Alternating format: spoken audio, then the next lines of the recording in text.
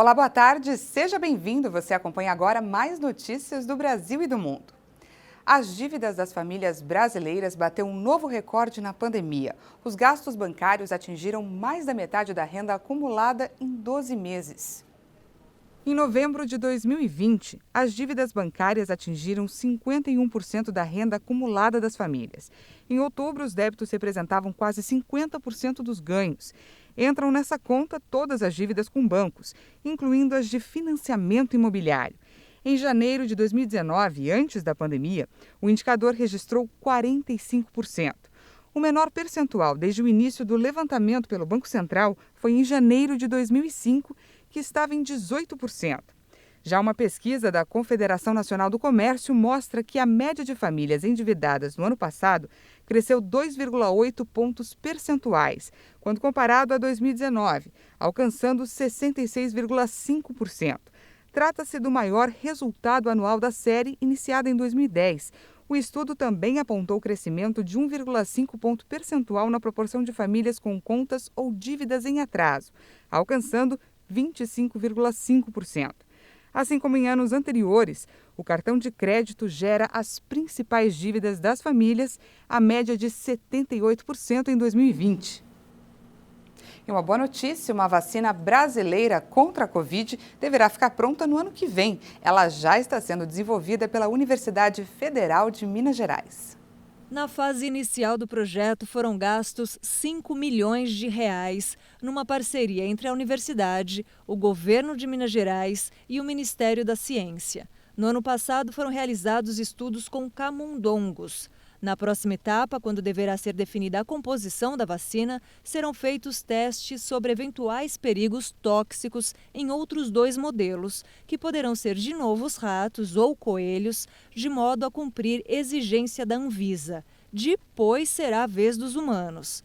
A perspectiva é que, havendo investimentos, os testes em humanos poderão ser feitos ainda este ano e, em 2022, a vacina brasileira esteja pronta.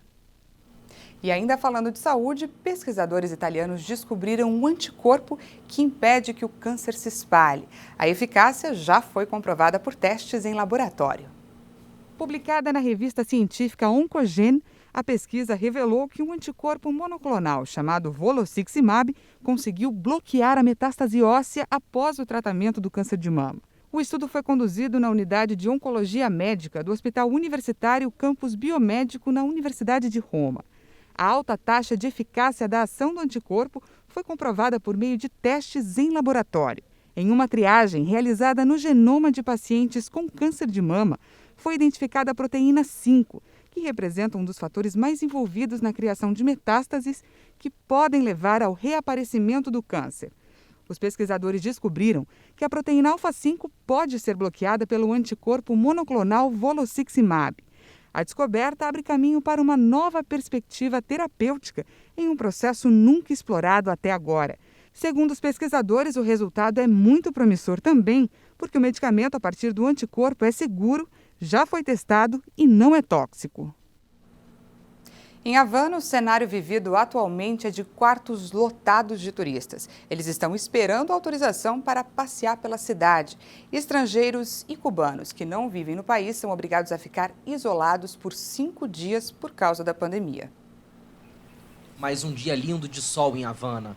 Mas para aproveitar a cidade, visitantes que chegam a Cuba precisam cumprir uma quarentena em quartos de hotéis. A medida foi tomada pelo governo cubano após o recente aumento no número de casos de Covid-19 no país. Tivemos 21 casos positivos no hotel e, felizmente, nenhum deles era funcionário. Os que chegaram no país testaram positivo após testes PCR. Isso mostra o trabalho com protocolos firmes e rigorosos. Os estrangeiros e cubanos não residentes que chegam à ilha são obrigados a ficar isolados em um dos 6 hotéis escolhidos para este fim, pagando as despesas de hospedagem. E as medidas tomadas por el gobierno para, de alguma maneira, limitar a situação que se encontra. Com as medidas tomadas pelo governo para, de alguma forma, limitar a situação epidemiológica, decidimos criar ofertas e pacotes oferecidos aos viajantes que chegaram ao país. De los viajeros que estuvieron arribando a nuestro país. Os visitantes podem optar por ficar em hotéis de 3 ou 5 estrelas, com custos que variam de $240 a $500 por 5 noites e 6 dias, o período normal de quarentena. Na chegada ao aeroporto, cada viajante é submetido a um teste de PCR e transferido para um hotel, onde permanece isolado até o 5º dia, quando deve passar por uma segunda testagem. Com os resultados negativos, o turista pode sair do isolamento. A Câmara dos Deputados aprovou um projeto que vai permitir que o brasileiro tenha conta em dólar. A medida, que foi anunciada recentemente, deverá facilitar a vida de quem viaja ao exterior e também das empresas exportadoras. Veja na reportagem de Kleber Werneck. O objetivo do projeto, de autoria do Banco Central, é simplificar as regras para as operações de câmbio no Brasil, principalmente o dólar. Atualmente existem mais de 420 artigos e 40 dispositivos legais para regular o comércio de moedas estrangeiras no país. Agora serão apenas 27 artigos. E os principais pontos são: tornar o real mais conversível. O projeto simplifica as transações com a moeda brasileira no exterior e permite o envio de ordens de pagamento, facilitando assim que outros países usem o real. Simplificação cambial. O objetivo é reduzir os custos e a burocracia nos negócios entre empresas brasileiras e estrangeiras. A medida vai favorecer exportadores e importadores. As remessas de dinheiro para o exterior também ficarão mais baratas. Por exemplo, no caso de pais que têm filhos que estudam no exterior. A autorização para negociar moeda estrangeira. O projeto libera as negociações de dólar entre pessoas físicas, com limite de até $500, sem exigência de identificação ou taxação.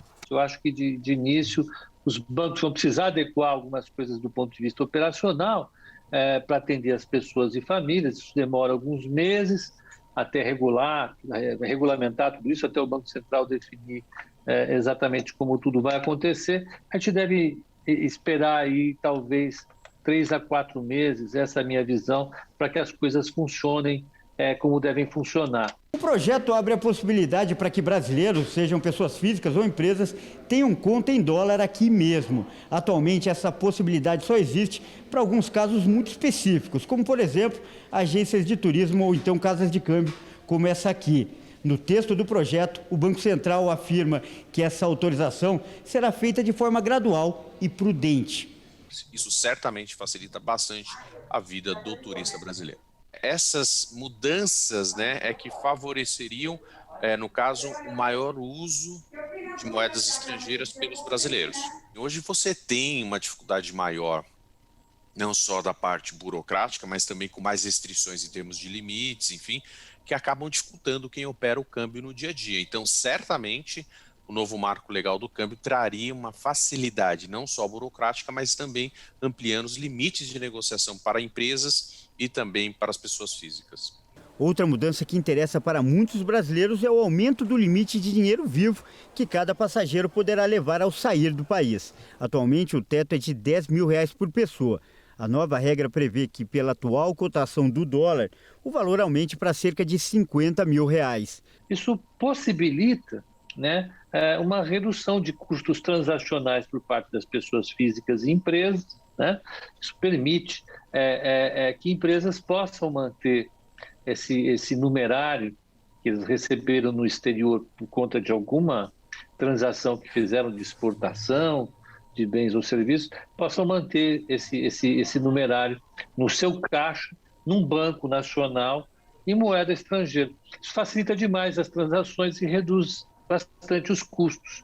A Câmara já havia aprovado o texto base em dezembro e, na quarta-feira, concluiu a votação.